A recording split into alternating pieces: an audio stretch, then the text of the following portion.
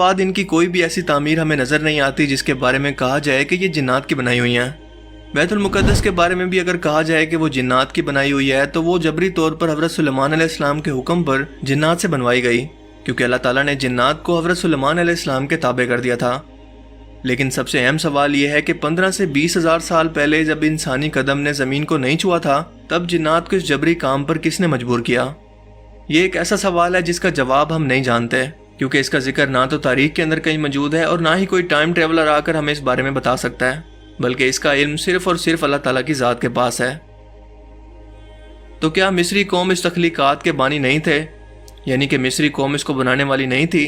क्योंकि मिस्री कौम तो आज से तकरीबन 5000 साल पहले ही दरियाए नील के किनारे आबाद हुए थे। और दूसरी बात यह है कि ये एहराम पूरी दुनिया के अंदर मौजूद है, ना सिर्फ मिस्र के अंदर।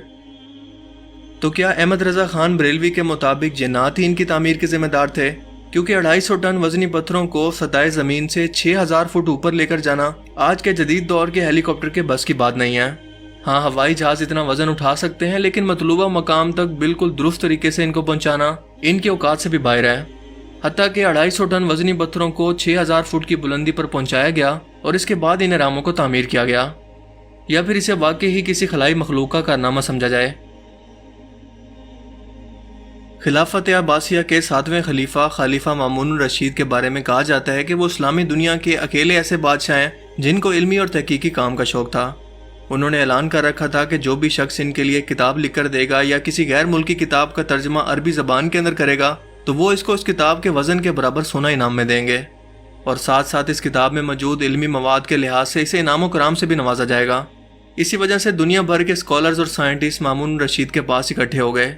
इस वक्त मिस्र इस्लामी दुनिया के कब्जे में था। जब खलीफा को यहाँ मौजूद कुछ अजीब व गरीब इमारतों का पता चला और साथ में ये भी पता चला कि इसके अंदर मिस्री बादशाहों को अपने खजानों के साथ दफनाया गया है, तो मामून रशीद अपने साथ सैकड़ों रिसर्चर्स को लेकर इस जगह के लिए निकला और आजकल जहाँ अबुल हलूल का मुजस्मा है इसके ऊपर पड़ाव डाला। इन्हें सख्त मायूसी इस वक्त हुई जब इन्हें एहराम के अंदर दाखिल होने का कोई रास्ता ही नहीं मिला। आखिरकार खलीफा ने एहराम को तोड़कर रास्ता बनाने का हुक्म दिया, लेकिन एहराम इतने मजबूत थे कि इस पर कोई भी चीज़ असर नहीं कर रही थी।